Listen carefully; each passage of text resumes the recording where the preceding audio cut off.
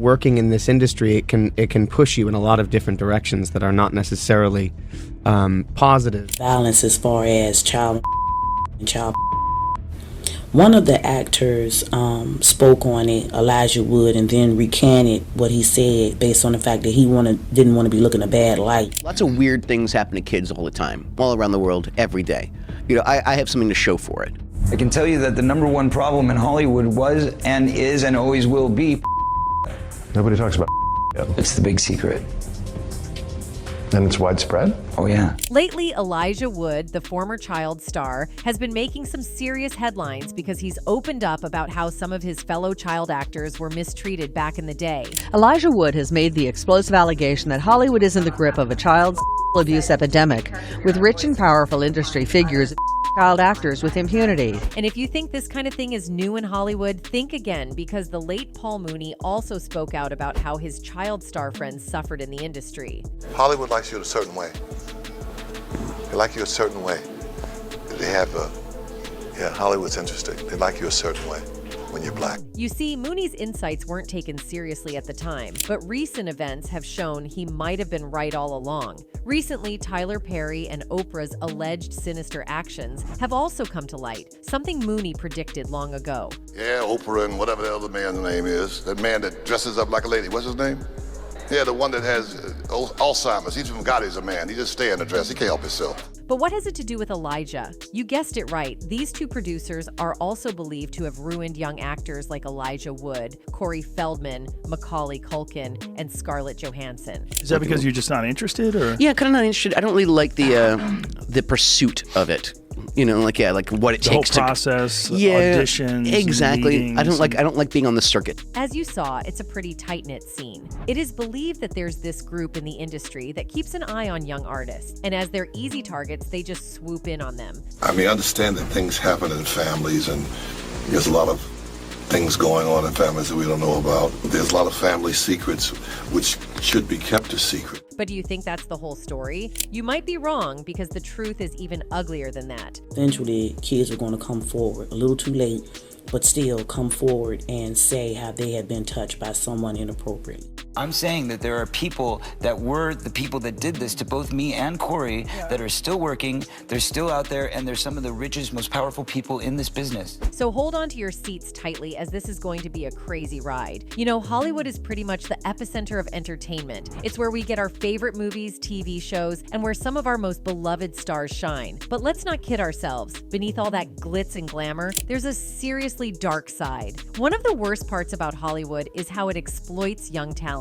We've all heard those horror stories about young actors being taken advantage of by industry bigwigs, and it's not just rumors. These things really happen. Take Oprah Winfrey, for example. Some people claim she's part of this elite group that allows such terrible behavior to continue. What's really frustrating, though, is how these stories are often brushed off or not given the attention they deserve. Former child star Elijah Wood says Hollywood has a seedy underbelly of child and that those responsible are being protected by the entertainment industry elite. Conversations about child SA in Hollywood aren't new. In his 2013 book, Choreography, Corey Feldman detailed the alleged he and his The Lost Boys co-star Corey Haim faced as child stars. Despite this, the discussion hasn't gained the same momentum as the conversation surrounding Bill Cosby's alleged SA, which stayed quiet until Hannibal Buress made his now famous joke. Maybe this is the moment for change. Elijah Wood recently sat down with the Sunday Times and described Hollywood as an industry full of vipers, where, if you can imagine it, it's probably happened. According to Elijah Wood, he was protected from A by his mother, who didn't let him go to parties. However, he mentioned that his peers were regularly preyed upon by those in power. If you're innocent, you have very little knowledge of the world and you want to succeed, Wood said. People with parasitic interests will see you as their prey. He compared what he witnessed to the SA crimes carried out by the English TV personality Jimmy Savile, which became a scandal following his death. Speaking to the English paper, Wood said, "You all grew up with Savile, Jesus. It must have been devastating. Clearly something major was going on in Hollywood. It was all organized." Wood said that victims can't speak as loudly as people in power, which often means their stories aren't acted upon and the perpetrators aren't punished. It's a horrifying thought, but hopefully this will give the conversation momentum again, or maybe inspire more former child actors to share their experiences. But it looks like the same power thing thing happened with him as well. Shortly after this interview, he released a statement clarifying his remarks. The Sunday Times interviewed me about my latest film, but the story became about something else entirely. It prompted a number of false and misleading headlines. I had just seen a powerful documentary, and I briefly spoke with the reporter about the subject, which had consequences I did not intend or expect. Lesson learned. Let me be clear, this subject of CA is an important one that should be discussed and properly investigated. But as I made absolutely clear to the writer, I have no firsthand experience or observation of the topic, so I cannot speak with any authority beyond articles I have read and films I have seen. Wood pointed out the disturbing reality that victims often can't speak as loudly as the powerful people harming them. He described it as tragic, trying to expose what happens to innocent people who are silenced while their lives are irreparably damaged. Thankfully, Wood credits his mother Deborah for protecting him from such situations, preventing him from becoming a victim of the industry's darker side. However, he acknowledged that even as an adult, he has been exposed to dark situations, realizing that these terrible things are likely still happening. What Wood shared aligns perfectly with what Feldman has been saying for years. It sounds like you're talking about Elijah Wood and his journey in Hollywood. He became one of the most recognizable pop culture icons, which might seem like a gift, but it's also a heavy burden that few manage to escape. However, Wood managed to slip out from under the crushing weight of typecasting in some surprisingly clever ways. Throughout his career, the words, "You can always do better," have stayed with him from childhood to now. With the support of his loving mother, he was able to survive Hollywood as a teen, stay grounded, and build a flourishing career that continues to thrive. Both internally and, where I am in my career if it hadn't been for my mom. She kept you grounded? Yeah, she was obsessed with keeping me grounded.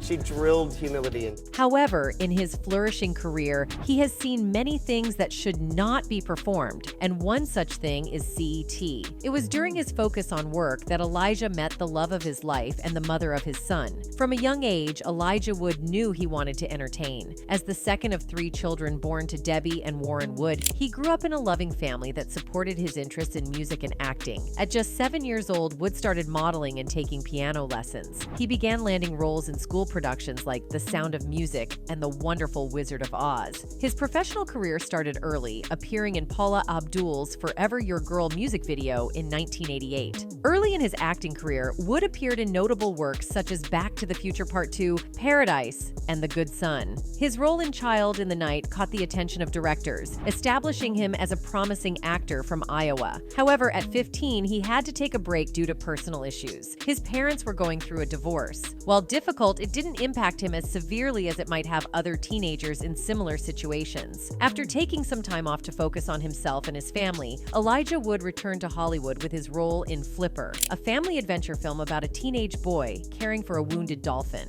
His hiatus, prompted by his parents' divorce, was a challenging period for Elijah, but he managed it better than many teenagers facing similar circumstances. Work with the dolphins was sort of something that I've always wanted to do, and I really wanted to do this because of the buzz around Flipper propelled the actor from an adorable adolescent to a teenage icon. Elijah Wood became a favorite subject for magazines like Teen Beat, Bop, and Tiger Beat. He was such a heartthrob for teenagers that fans would camp out at his family's home, occasionally knocking on the door to make bold requests. But during his peak time, he noticed that his friends like Corey Feldman, Culkin, and Scarlett Johansson have not been working like him, and the reason was shocking. Many aspiring actors see Hollywood as the ultimate dream, but recent revelations have unveiled the industry's darker side. Several celebrities have bravely shared their disturbing experiences, shedding light on harsh realities that have sparked widespread discussions and at times backlash from the public. He was not my agent. He was literally just a stalker, hanger-on dude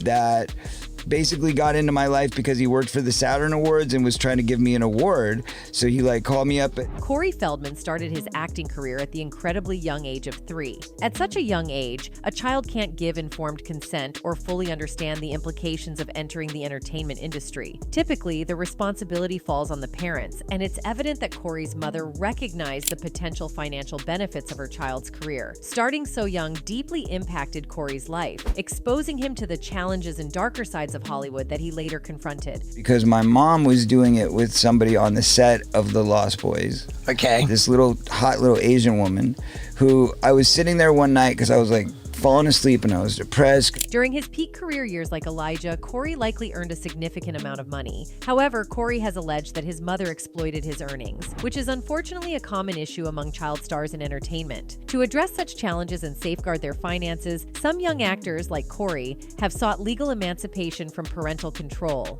These efforts have contributed to better working conditions for young performers, prompting the industry to pay more attention to their rights and well-being. I was a little frustrated, like, how am I going to do this? How am I going to stay up all night? And this little Asian lady comes up to me and she's like, hey, you should just do what your mom does to stay awake. And I was like, what's that? And she's like, in the 1980s, actors, especially young ones, often had less awareness and knowledge about protecting themselves from potential exploitation in Hollywood. Corey Feldman's experiences during that era served as a cautionary tale for future generations of actors entering the industry. His story highlights the critical need to safeguard young talents and prioritize their well-being in an environment that can unfortunately be It's a reminder of the ongoing importance of industry reforms and protections for child actors. You know, when you get to those ages, all of a sudden they start treating you more like you're an adult, right?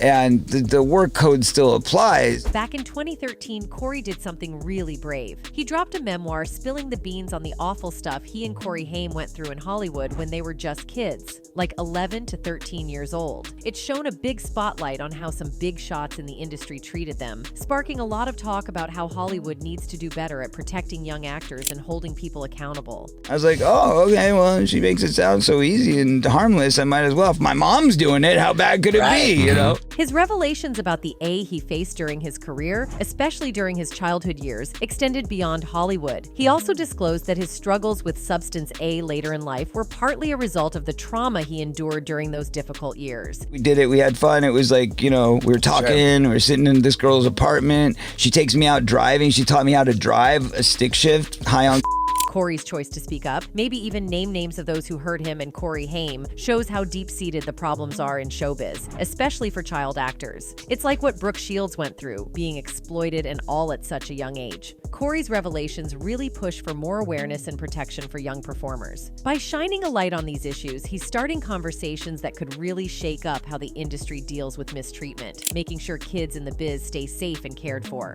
You freeze. You're in shock. I mean, children aren't supposed to handle that sort of stuff. Yeah, Corey's never held back when it comes to exposing Hollywood's shady side. As he became more outspoken, he faced pushback from industry folks who's reportedly connected to Oprah. And they do not want me saying what I'm saying right now.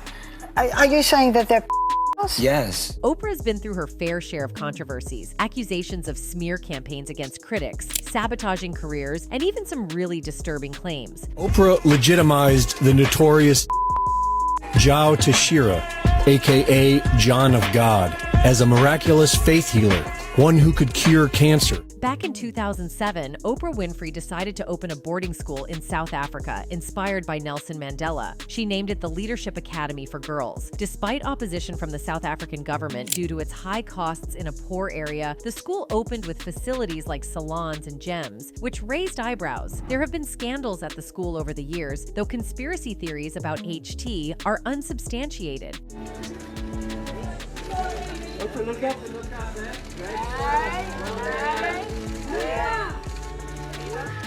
So Oprah built this $40 million school in South Africa, and they had 152 students attend. Oprah actually handpicked the 152 students who attended her school, but it wasn't long until some of these students were being harmed by one of the employees of the school. Her name is Virginia, and she was 27 years old at the time, and she was charged with 13 counts of getting inappropriate with the kids. Virginia got physical with at least 6 students aged 13 to 15. So these students were handpicked by Oprah to go and live at this academy, and one of these employees who is managing the dorm is physically touching them and doing things to them and harming them. The A scandal that has rocked Oprah Winfrey's South African School for Girls does not reflect badly on the famous talk show host, wrote The Times, a Johannesburg newspaper, in an editorial. It reflects badly on this nation, and it should not be surprising that it manifested itself in Oprah's school. Oprah should not be condemned for allegations made against this matron. She should be praised for her decision to aggressively deal with with it. Yeah, that incident really stained South Africa's reputation, especially given their history with school employees harming kids. Oprah handpicked that employee, so it's troubling she put those students at risk. After the Virginia news came out, Oprah actually went to South Africa with a team to dig into what really went down at the academy. 6 students of the 152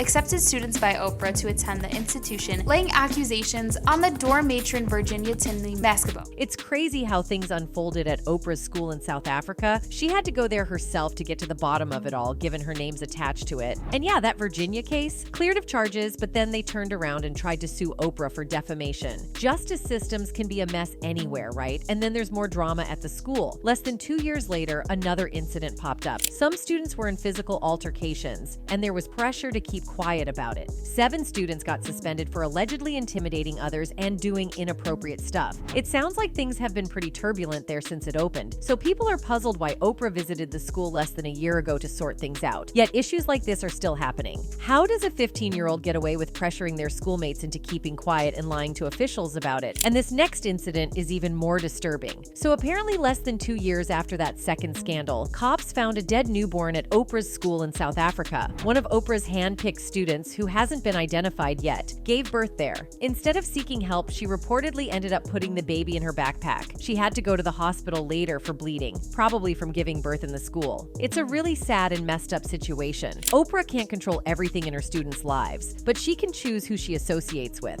So when some folks think of Oprah Winfrey, they can't help but think of Harvey Weinstein too. They've been linked for over 2 decades as friends. A lot of people argue that Oprah couldn't have not known about Weinstein's reputation, which has been shady since the 90s. When he faced all those accusations and cancellations, Oprah allegedly reached out to offer support, though her team denies it.